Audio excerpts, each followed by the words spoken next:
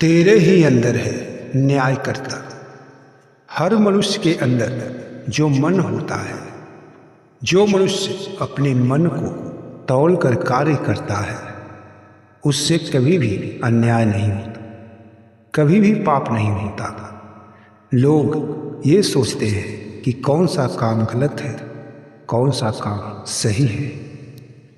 व्यक्ति तो कई ऐसे भी होते हैं जो कुछ भी नहीं सोचते, अपने फायदे के लिए, अपने मनोकामना को पूर्ण करने के लिए कुछ भी कर बैठते हैं और ये जरा सा भी नहीं सोचते कि इसका परिणाम क्या होगा। जो हम कर रहे हैं उससे दूसरों को क्या दिक्कत होगी, क्या परेशानी होगी, या फिर हमारे घर का जो सदस्य है उसका क्या परेशानी होगी, क्या दिक्कत होगा। लोग ये कभी नहीं सोचते और कई लोग ये सोचते भी हैं कि आखिर जो हम कर रहे हैं कहीं ये पाप तो नहीं है, कहीं ये अधर्म तो नहीं है। पर व्यक्ति ये नहीं जानता कि उसके अंदर ही जो अंतर आत्मा है वो हमेशा सही बात बताता है, सही मार्ग दिखाता है। तो चलिए वीडियो को पूरा देखें और वीडियो से ये ज्ञान अवश्य प्राप्त करें, क्योंकि हम सब बहुत सारी जगहों पे जाते हैं, सत्संग सुनने को जाते हैं, प्रवचन सुनने को जाते हैं, साधु महात्मा से ज्ञान प्राप्त करते हैं, बस इसीलिए कि हमसे कोई गलती न हो, हमारे जीवन में जो भी पाप हुआ है सारा पाप धुल जाए। पर ये सब सुनना तो सही बात है, पर अगर व्यक्ति कहीं न भी जाए और बस अपने मन में, अपने अंतरात्मा से ये पूछ ले कि जो मैं कर रहा हूँ वो सही है या गलत, तो उसे सही सही जवाब वहीं पर मिल जाएगा। तो अभी तक इस चैनल को आप सब्सक्राइब नहीं किए हैं तो सब्सक्राइब कर लें, बेल आइकन को भी प्रेस कर ले ताकि इसी तरह की ज्ञानवर्धक वीडियो आप तक हमेशा पहुंचता रहे। मनुष्य हमेशा गलत और सही कार्य करता रहता है, पाप और पुण्य के राहों पे चलता रहता है। कोई मनुष्य ऐसा नहीं है जिससे कोई पाप नहीं हुआ हो, कोई व्यक्ति ऐसा नहीं है जिससे अधर्म नहीं हुआ हो, क्योंकि यहाँ जो भी आता है आदमी से गलती तो हो ही जाती है। पर व्यक्ति कुछ भी कहने के पहले, बोलने के पहले, कुछ करने के पहले अगर ये अपने आप से पूछ ले कि जो मैं बोल रहा हूँ, जो कर रहा हूँ, कहीं ये गलत तो नहीं है, तो उसे वहीं पर जवाब अवश्य मिल जाए। क्योंकि भगवान ने हर मनुष्य के अंदर ये ज्ञान प्रदान किए हैं कि मनुष्य स्वयं ही इसका फैसला कर सकता है कि क्या गलत और क्या सही है। कभी आप भी इस पे आजमा कर अवश्य सोचिए। और शायद आप जानते भी हो कि जब मनुष्य कुछ करने के पहले, कुछ बोलने के पहले जरा सा उसे अपने भीतर तौल लेता है तो उसे सही और गलत का पहचान हो जाता है। आदमी को कहीं इधर उधर भटकने की आवश्यकता नहीं है, ना तो किसी का ज्ञान लेने की आवश्यकता है, ना सत्संग जाने की, ना मंदिर जाने की। सब कुछ परमात्मा ने ऐसा व्यवस्था किया है कि मनुष्य अपने घर बैठे ही हर धर्म को, हर कर्म को अच्छे तरीके से कर सकता है। इसीलिए तो भगवान कहते हैं कि हम हर जगह पे रहते हैं और वो सर्वव्यापी भी है। कोई मनुष्य मंदिर में जाता है, कोई तीर्थ स्थलों पे जाता है, पर भगवान कहते हैं कि हम तो हर जगह पे रहते हैं। इसीलिए भगवान का पूजा, भगवान का नाम, भगवान का भक्ति आप अपने घर में बैठे भी कर सकते हैं। कहीं जाने की कोई आवश्यकता नहीं है, किसी से कुछ पूछने की आवश्यकता नहीं है, क्योंकि मनुष्य में इतना ज्ञान भगवान भर दिए हैं कि वो स्वयं ही हर चीज़ का फैसला कर सकता है। और जो आदमी ऐसा करने लगता है उससे कभी भी गलती नहीं होती।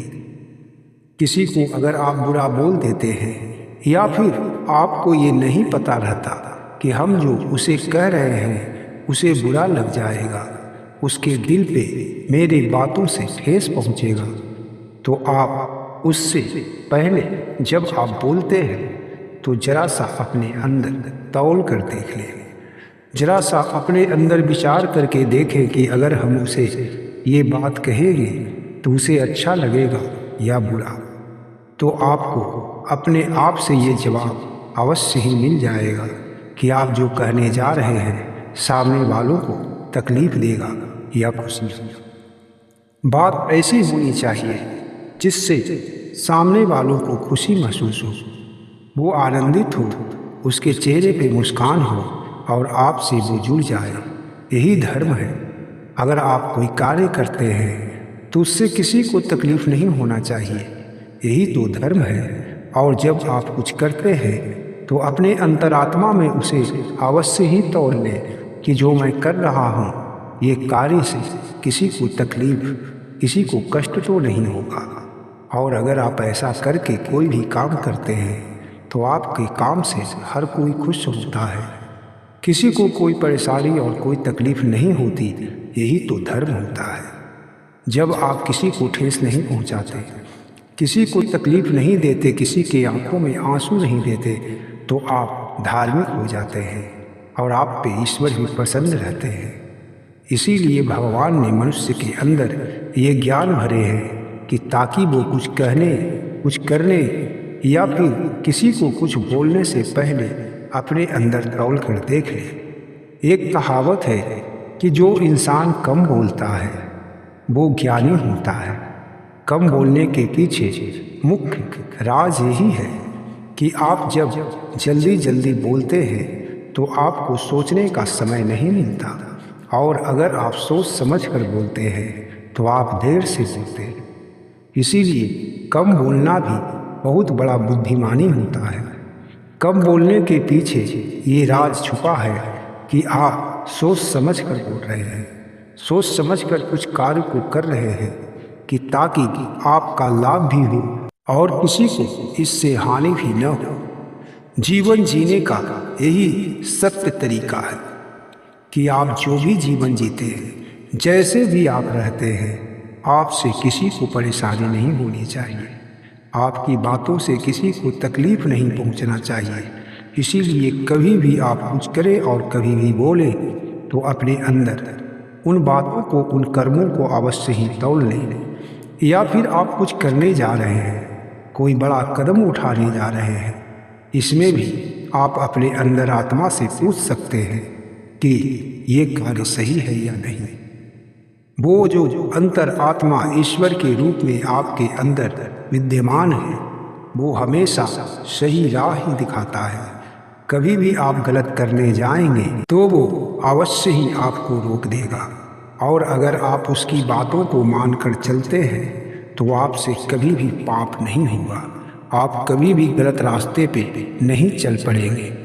ये सोचना बहुत ही आवश्यक है।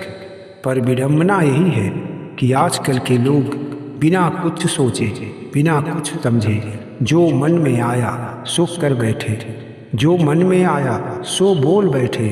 इससे सामने वालों को परेशानी होती है, दूसरों को दिक्कत होती है, और आपके जो कर्म है उससे कई लोगों को कष्ट होता है।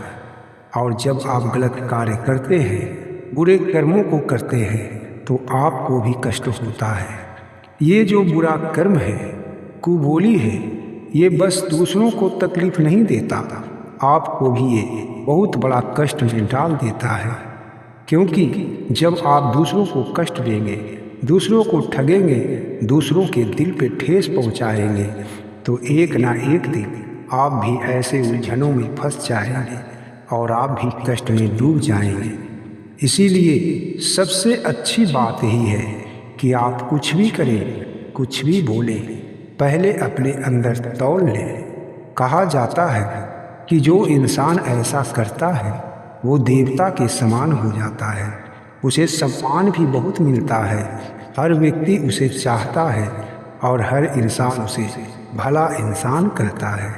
इसलिए कभी भी कुछ भी करें, अपने अंतर आत्मा से जरूर पूछ लें, जरूर अपने अंदर ये तौल लें कि जो आप कर रहे हैं कहीं ये गलत तो नहीं है।